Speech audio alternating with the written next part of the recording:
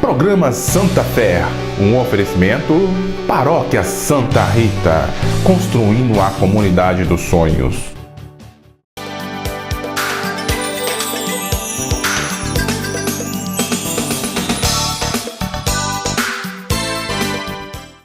Olá, boa tarde. Estamos começando mais um programa Santa Fé no clima dos anjos, dos santos arcanjos. Boa tarde, Gesane. Mesmo. Boa tarde, Padre Camilo. Boa tarde, você que nos recebe na sua casa. É sempre uma honra, uma alegria poder levar a visita de Santa Rita até o seu lar, até a sua família. E hoje, de uma maneira muito especial, nós queremos que os anjos do Senhor estejam na sua casa para guardar e defender de quaisquer perigos. Desde a pessoa que deseja mal, que leva o mal para sua família, até o perigo mesmo dos bandidos, dos assaltos, dos animais. Como podemos falar hoje que esses pernilongos, né, que transmitem tantas doenças, os anjos podem estar ali te abençoando e te guardando. Exatamente. Aliás, Gesane, eu quero dizer que a Missa da Saúde dessa próxima sexta-feira, dia 29, não será na matriz de Santa Rita, mas será na comunidade dos Santos Arcanjos, no Alto Marumbi. Maravilha, já fica o convite aí. Agora falando dos arcanjos, a gente sabe que existe uma hierarquia. Os arcanjos, então, seriam os mais altos, os mais próximos de Deus. Eles são chefes de milícia. Os querubins e os serafins são os anjos, são os caras, né? Se nós pudéssemos dizer. E os arcanjos, eles, por exemplo, São Miguel é o chefe dos anjos de guarda. Agora pensa, como são importantes os anjos de guarda. Com certeza. Depois o São Rafael é aqueles que estão a serviço de Deus, que mostra a cura de Deus. E o São Gabriel é o que comunica, é o chefe daquele que faz a comunicação entre Deus e os homens. Agora, o senhor sempre gosta de falar muito que a imagem tem muito a nos dizer, né? Então vamos falar. A imagem de São Miguel Arcanjo, a gente sabe que ele está com a espada pisando na cabeça do dragão, né? Aquele texto tirado ali do capítulo 12 do livro do Apocalipse, onde São Miguel, pode ler o capítulo 12, ele trava uma luta com o dragão. É interessante porque no Novo Testamento, aquela mulher que o São Miguel defende, ela é a Igreja Católica nascente, e eu diria até hoje, e é também a própria imagem da Virgem Maria, que a Virgem Maria é o símbolo da Igreja, é a primeira cristã, a primeira fiel de Jesus, a primeira que acreditou em Jesus, e a primeira que ele ressuscita de corpo e alma. Então a gente pode dizer que se a gente estiver num perigo iminente, de um assalto, de um acidente, a gente pode recorrer, clamar por por São Miguel Arcanjo. Sem dúvida nenhuma. São Miguel Arcanjo é o padroeiro da igreja, padroeiro dos viajantes, padroeiro dos transeuntes, enfim, São Miguel, ele é o chefe dos anjos de guarda. Já São Rafael, a gente sabe que a imagem dele está com os peixinhos na mão. Por quê? O que isso significa? Por causa, as pessoas poderiam ler Tobias, capítulo 12, especificamente, os capítulos 11, 12, quando ele pega o peixe. Por exemplo, Tobias tinha um pai cego, que era Tobit. E então, o filho ficou muito preocupado com aquela história. E Deus envia o arcanjo São Rafael como um moço normal. E esse arcanjo, então, diz assim, olha, vamos pescar, que eu vou pegar para você um peixe, e este peixe nós iremos transformá-lo em remédio. Então eles foram ao rio pescar, e quando chegaram ali, eles pegaram o peixe. Olha que bonito. Eles pegaram o peixe, tiraram o fel do peixe e ele passou no olho de Tobit. E quando ele passou, a catarata saiu. Olha que bonito. Então, essa coisa, ela é realmente muito significativa. Maravilha. E já São Gabriel, como o próprio nome já diz, né, o anjo que anuncia a boa nova, tem ali como uma espécie de pergaminho na mão, né? Porque ele é o anjo que faz a comunicação de Deus, ele é o anjo da comunicação de Deus. Foi ele quem comunicou a São Zacarias, que ele teria um filho, e ele tem o pergaminho de que, dentre as outras coisas, ele dá nome, ele pergunta para como vai chamar o menino. O menino vai chamar João. Ele anota que o menino vai chamar João Batista. Depois ele fala, o menino vai chamar Messias, o Filho do Deus vivo, a Nossa Senhora. Então ele é aquele que leva a mensagem de Deus a São Zacarias e leva a mensagem de Deus a também Nossa Senhora. Maravilha. E qual a importância dessa festa dos santos arcanjos para a Igreja Católica, Padre Camilo? A importância é mostrar que existe, que a igreja tem essas 3 dimensões. Isso é muito importante. Ser católico, meu amigo, não é como essas coisinhas que você vê por aí, que o camarada idealiza um negócio, escreve um livrinho de 10 páginas e o cara lê o livrinho e já sabe o que é. A Igreja Católica é complexa. O complexo significa que é puro, é verdadeiro, é divino.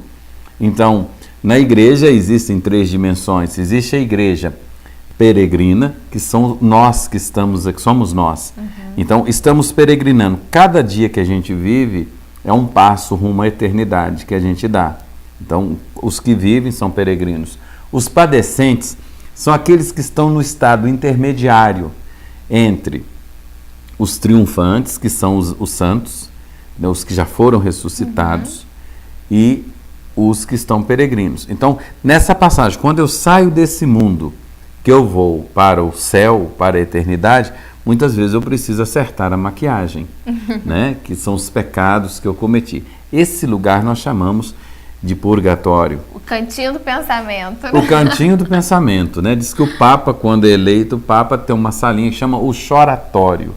Porque o cardeal, agora eu sou Papa, e ele tem alguns minutos para dizer se aceita ou não. E ali ele chora, né? Deus me convidou, o Espírito Santo me convidou. Eu vou dizer sim ou não? Então nós temos esse momento que é para a gente acertar o passo. E lá no céu existem os anjos, os santos e as almas, né? Porque, na verdade, quem ganha o céu, a coroa que São Paulo fala que a pessoa recebe, chama-se santidade. Agora, e essa nomenclatura de são, né? A gente sabe que o homem que é canonizado, ele recebe esse título de santo, ele tem ou santo, se o nome começar com vogal, ou são. No caso de Gabriel, Miguel e Rafael, por que esses são na frente do nome deles? O são é porque eles são santos. O que é pessoa santa? Pessoa santa é a pessoa sem o pecado. Que vai ter é a pessoa semelhante a Deus. Não é igual, Deus é muito superior. Então, são é um tratamento ou santo que se dá àqueles que superaram os pecados interiores, os pecados da carne. Esse pecado da carne não é sexo só, não. O pecado da carne é a vaidade, o pecado da carne é a raiva, é a mágoa, o ódio, a avareza, tudo aquilo que você tenta lesar o outro.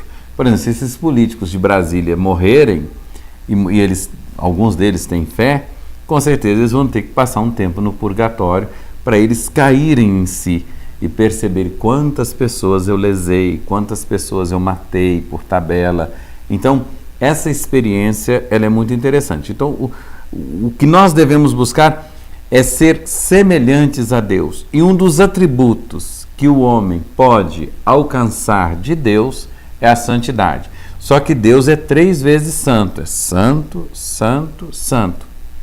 O homem pode ser santo, um atributo. Tem 2 acima dele.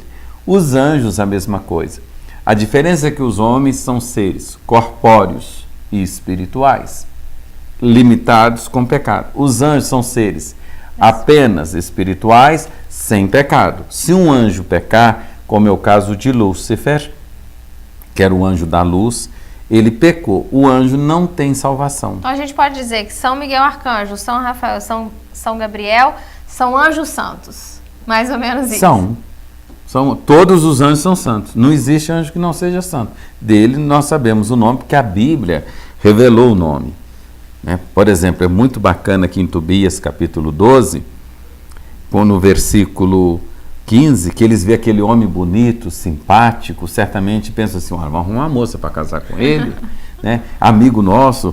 vamos dar uma parte do dinheiro para ele. Ele fala assim, não, eu sou Rafael, um dos 7 anjos que estão sempre prontos para entrar na presença do Senhor glorioso. E os 2 ficaram assustados e caíram com o rosto por terra, cheio de medo. E Rafael, porém, lhes disse, não tenham medo, que a paz esteja com vocês. Bendigam a Deus para sempre. Se eu estive com vocês, não foi por vontade minha, mas de Deus. É a Ele que vocês devem sempre bendizer e cantar hinos. Olha, é bonito isso, porque a gente vê, por exemplo, essas seitas, os fundadores de seitas dizendo que eles fazem, que eles são, e eles dizem, não, os anjos, os santos... Os próprios anjos falam, não somos nós. Bendigam ao Senhor. Eu não vim por vontade própria, eu vim porque Deus me colocou a serviço dele. Agora, Padre Camilo, aqui logo no início ele fala, eu sou um dos 7 anjos que estão sempre prontos para entrar na presença do Senhor glorioso. O senhor falou que a gente conhece esses 3 porque a gente tem um nome aqui, então a gente diria que tem outros. Existem outros nomes. Se você pegar o Padre Marcelo, ele vai falar de tantos outros nomes de anjos. Mas os 3 que a Bíblia fala dando nome são esses 3. Maravilha. Então eles se tornaram referência. Mas os anjos são milhares e milhões, milhares de milhões de anjos que existem. O próprio texto bíblico fala então, disso. já que o senhor está falando isso, o anjo da guarda, cada um tem o seu mesmo? Cada um tem o seu. Por quê? Porque existem milhares e milhões de anjos. Os anjos são seres espirituais que Deus criou para servir a Deus e por vontade de Deus servir os homens. Eles estão ao nosso serviço. E é possível a gente, porque eu digo assim, meu anjo da guarda trabalhou na última semana, sabe? Eu fui vítima de alguns entre pontos aí, mas graças a Deus ele estava ali para me salvar. E a gente tem como rezar a Deus pedindo para fortalecer, eu não sei, a presença do nosso anjo da guarda? É Sim, possível? O que você pode fazer é fazer uma oração e essa oração com o seu anjo de guarda. Meu anjo de guarda, ajudai-me nesse momento. E existem algumas pessoas, porque o estudo dos anjos foi muito forte na Idade Média, a angiologia. Hoje nós temos um padre italiano que é estudioso da angiologia, mas teologicamente o estudo dos anjos deu uma parada, que é uma pena. Os anjos, eles na verdade comunicam conosco. Quando você fala de sexto sentido, de percepção das coisas, muitos atribuem esse sexto sentido, esta percepção das coisas, como um recado que o anjo te deu. Soprou no seu ouvido. Quando você diz assim, mas uma coisa muito forte falou para eu não ir, eu não fui e realmente se eu tivesse ido, teria o anjo de guarda. Agora, para a gente escutar esses seres espirituais, é muito necessário que estejamos livres das, vamos dizer assim, distrações que nós temos. Muitas vezes a nossa ocupação... Hoje em dia quem fica o tempo todo no celular não percebe, né? E a própria cabeça. Porque quantas pessoas param para rezar? Quantas pessoas param para escutar? Quando São João Batista vive no deserto, por que ele não vive na cidade? Porque ele acredita que a cidade contamina. Não só com a comida, mas com as propostas. E todas as vezes que você vive uma alucinação, uma vida alucinante, para dar conta de tantas coisas, e não para ouvir o seu espírito, ouvir o que Deus está falando, porque a comunhão plena há entre o espírito humano e o Espírito Santo, essa ponte que existe. Se você não para ouvir esse espírito, né, de Deus que comunica com você, você acaba tocando o barco. É como você pegar um texto sem ler. Você pega um texto, nossa, aqui tem um texto, pá. E muitos professores até fazem isso, vão dar aula sem ter relido ao menos a matéria. Então isso é muito problemático. Então na vida humana, os afazeres, por exemplo, você comprou um carro novo, você fica tão apaixonada pelo carro novo que você não tira tempo para rezar, ele te distraiu.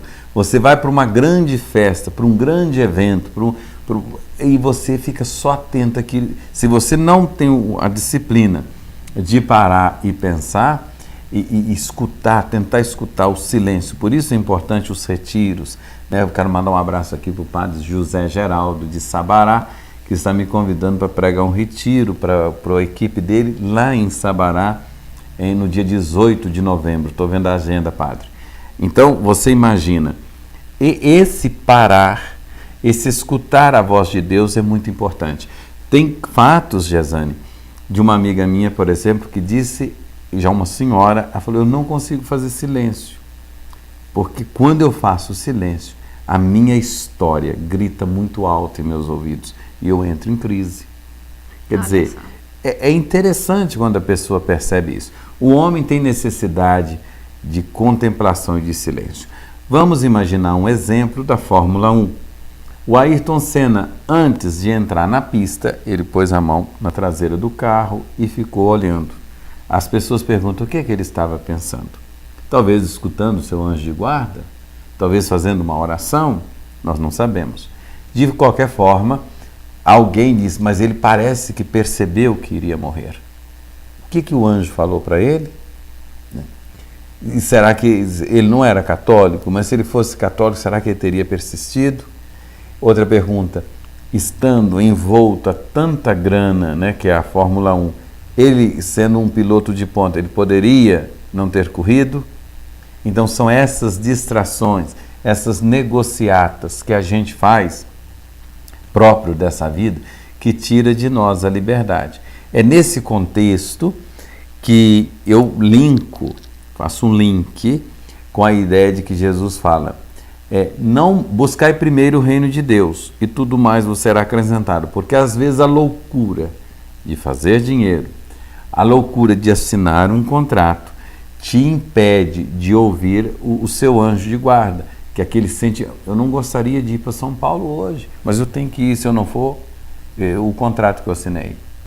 Então, muitas vezes isso nos dificulta. E é engraçado o senhor estar falando isso.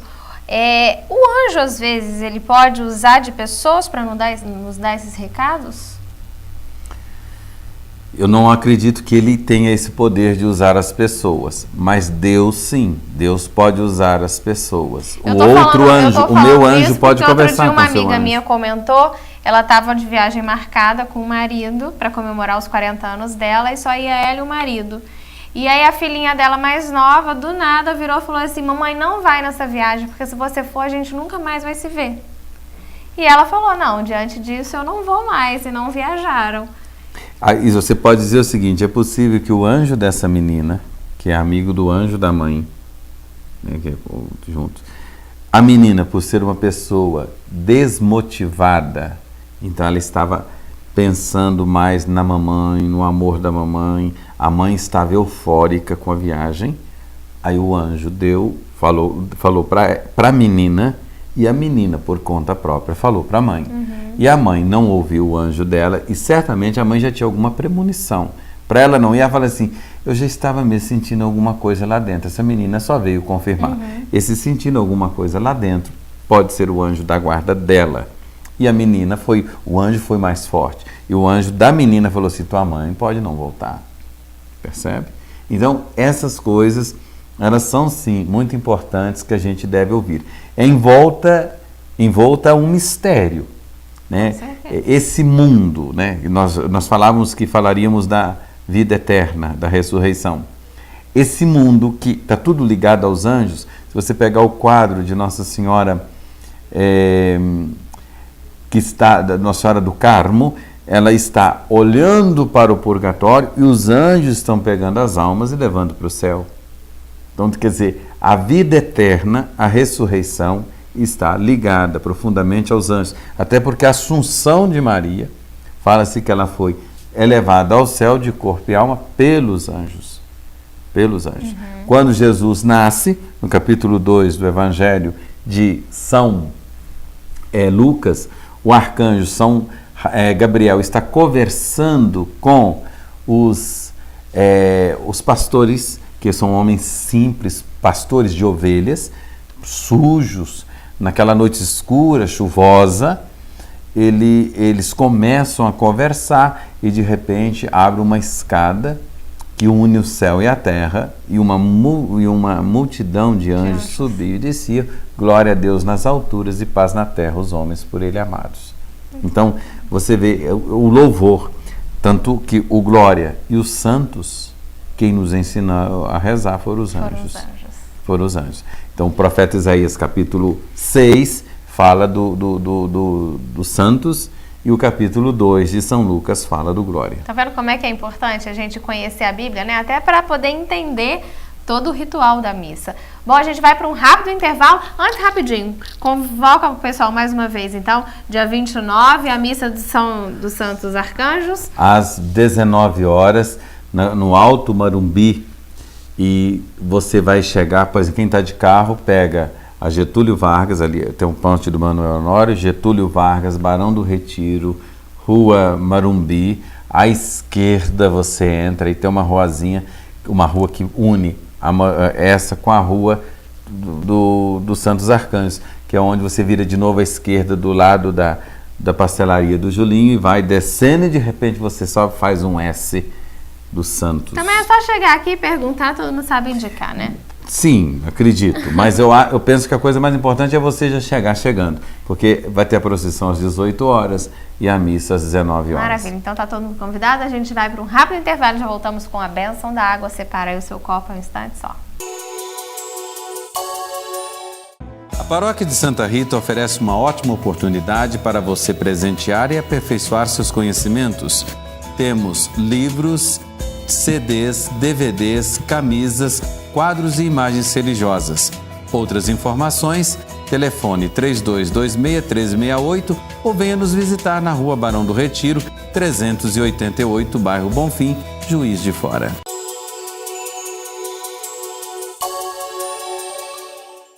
Santa Fé está de volta e agora a gente vai falar um pouquinho de ressurreição.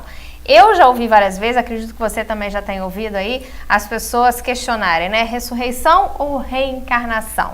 Um católico pode acreditar nas duas coisas? Então a gente vai tentar discutir isso daqui. Padre Camilo, eu acredito, até porque a gente convive com várias pessoas, as pessoas até acreditam em ressurreição, mas não conhecem a sua verdadeira importância, principalmente para quem é católico. Então eu queria que a gente esclarecesse um pouquinho aqui. A primeira coisa que ressurreição, as pessoas não conhecem a essência da ressurreição. O que é a ressurreição? É a vida eterna.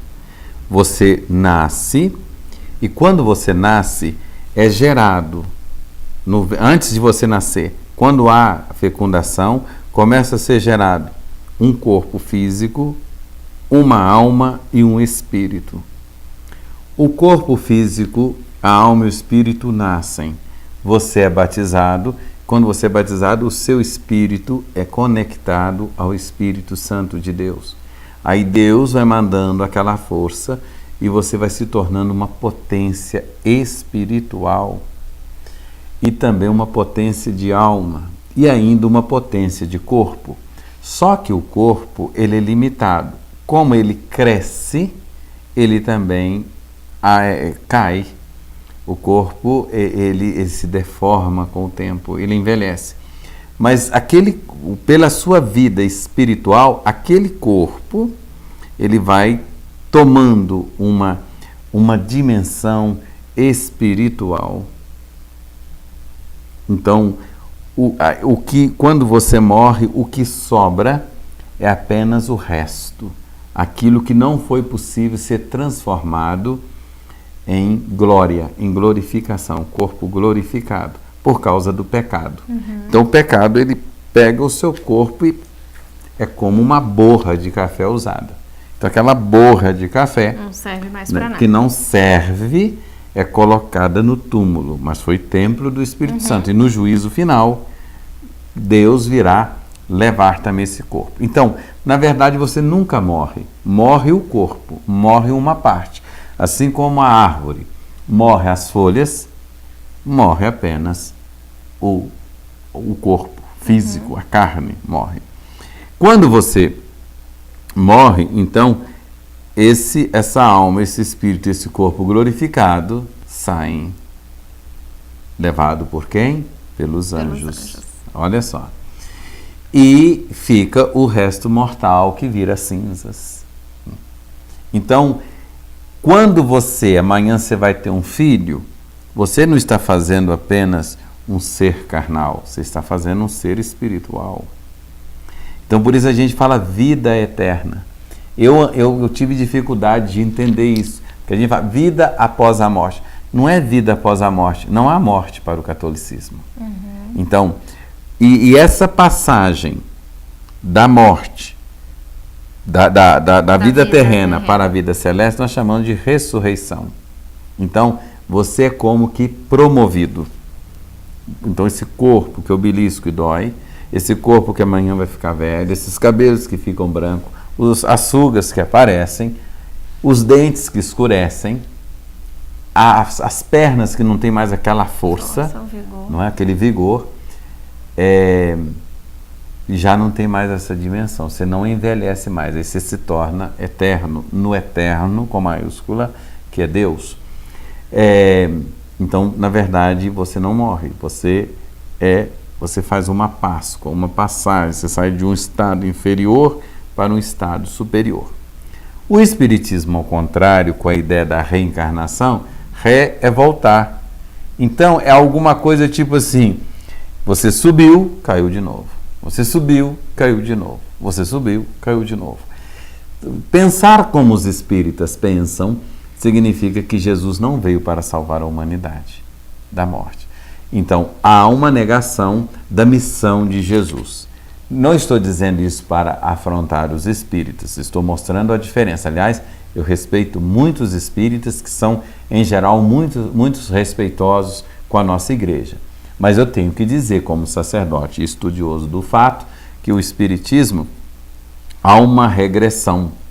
Então, não há o perdão. Jesus não morreu na cruz para nos salvar. Os conceitos são diferentes. Então, se você acredita na ressurreição, não há como você acreditar na reencarnação.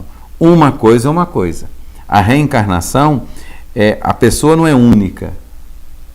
Não há vida eterna. Há várias vidas, não vida eterna. Há um fragmento de vidas. Não há um ser.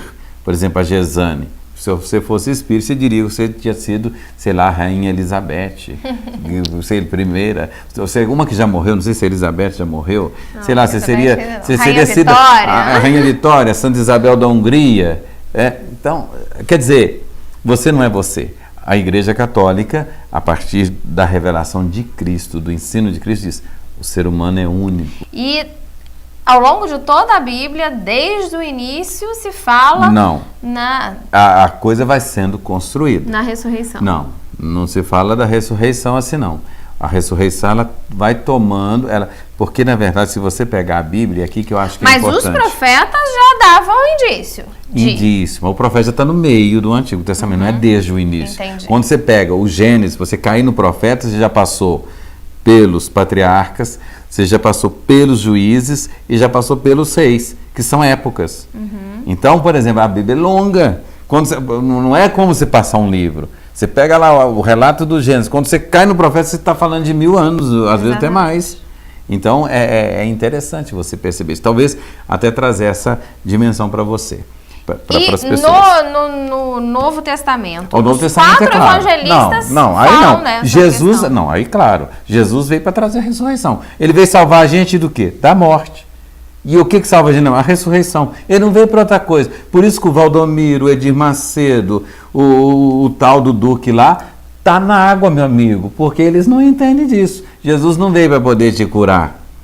Ele não veio para... O objetivo, ele te cura, mas o objetivo maior é salvar você da morte eterna. Chegou o momento de falar com Deus, pega o seu copo com água e, sobretudo, nós vamos voltar a esse assunto que a Gesane puxou um fio muito interessante, que o Deus Todo-Poderoso abençoe esta água, sobretudo aqueles que estão se preparando para a festa de São Miguel, São Gabriel e São Rafael, que vocês possam crer nessa ressurreição que Jesus veio trazer para nós.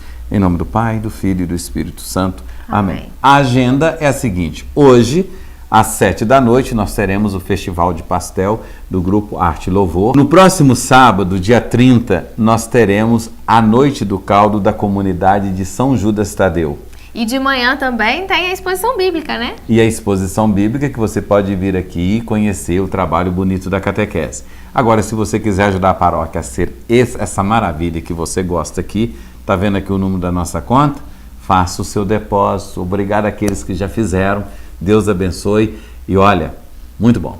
E pode vir na secretaria e conferir todas as contas, que aqui o seu dinheiro é empregado em evangelização, com certeza, ok? A gente se despede desejando que você tenha um ótimo restinho de fim de semana, que Deus esteja sempre com você, mas acima de tudo que você esteja sempre com Ele. Tchau, até sábado que vem. Até lá. Programa Santa Fé, um oferecimento Paróquia Santa Rita, construindo a comunidade dos sonhos.